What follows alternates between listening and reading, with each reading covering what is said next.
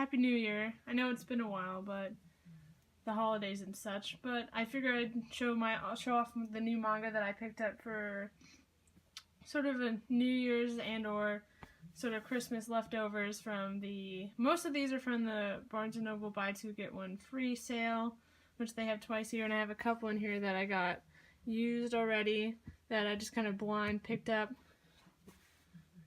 So first off, I have volumes 6 through 16, which is the rest of the Dengeki Daisy series, which is a shoujo beat manga, I believe, yep. And I just really like this series. It sort of has that romantic comedy mixed in with like sort of this drama of like about a hacker, which is sort of a different plot compared to most of the other shoujo series. And I think they're just really sweet and sort of, again, different from some of the other series as well. The art style's pretty nice. Nothing typical shoujo, lots of sort of flowers as with the Daisy title itself. And I remember reading this series a while ago, and I really enjoyed it, so I'm glad I could finally pick up the rest of it, for sure. Here's all the covers here, which are quite nice, and I remember it having a pretty satisfying conclusion as well. So I've been rereading some of them. I've had the first 5 volumes already, but I'd want to pick up the rest of it here, and I should do a review on that sometime later. That's all 16 of them here. And then the top 3 here are another buy 2 get 1 free of the Barnes & Noble sale. First I have Horomia, which I haven't read yet, but I've heard amazing things about this series as like a sort of slice of life romance series that's just really likable. I think there's around 9 or 10 volumes out right now, but I figured I'd try out the first series as well since it's the buy 2 get 1 free, and I figured I'd just try this one. But I'm sure I'll like it.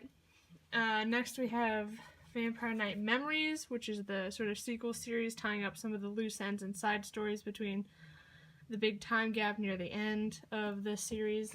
In my last haul video you saw I picked up the box set 2 of the series, and I have been keeping up on some of these memory stories, and they're actually quite nice. I think, again, I wasn't a huge fan of some of the side characters that kind of seemed tossed to the side, so their side stories weren't particularly interesting, although some of them were. But again, if you like the Vampire Knight series, I think you'll like the rest of these. They're still of the same quality as the other books and just more of the same stories.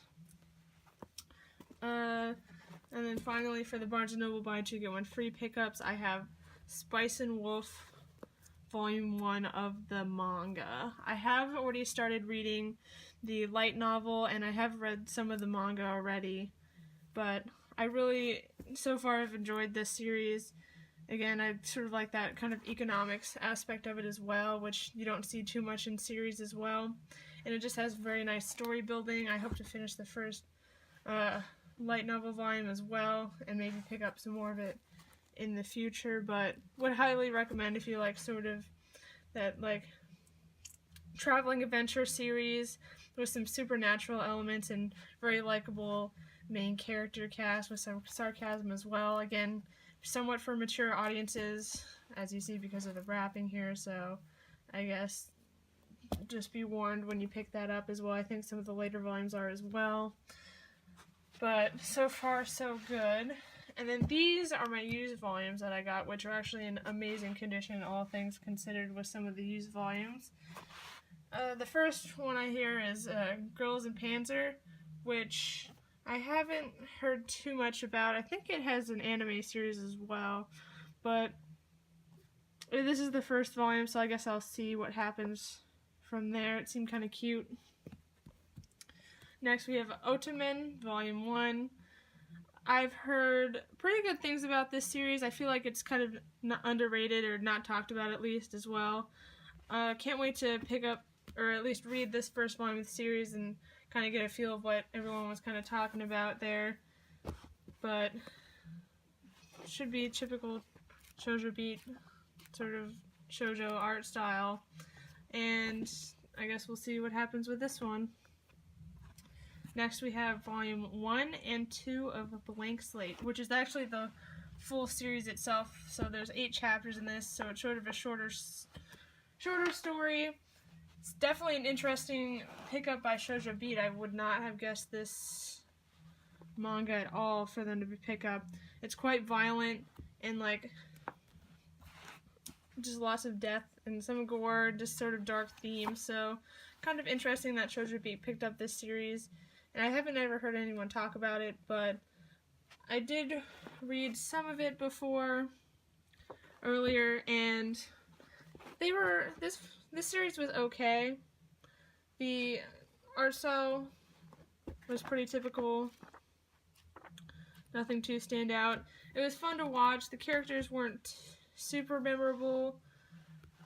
They were kind of interesting to watch again, and again, I like some of those darker stories as well, so that was kind of nice change for the Shoujo Beat, especially from some of the other pickups I've gotten here, but not too bad, not amazing. I think the author anticipated this just being like a sort of one-shot by itself, and then it got serialized, so I think there was a lot more potential in this series, but it was hard to get into the main character sort of just because he was sort of lacked some of that personality, or kind of somewhat one-dimensional, but not too bad.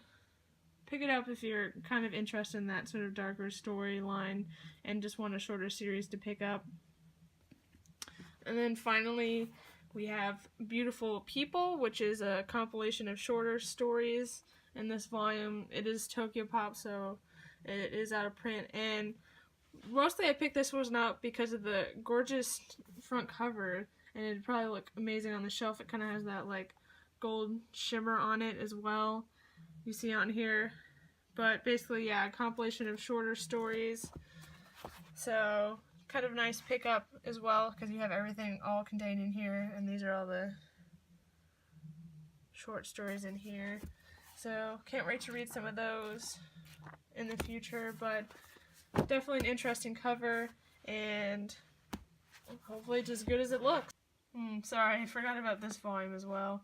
I had it stacked up on my shelf and forgot I picked it up this last round, but I just got the recently released Water Dragon's Bride Volume 4. This came out on January 2nd, I believe. And still as good as the rest of this series. I hope to see where the story goes still, but I'll probably be picking up the rest of the volumes as they come out still.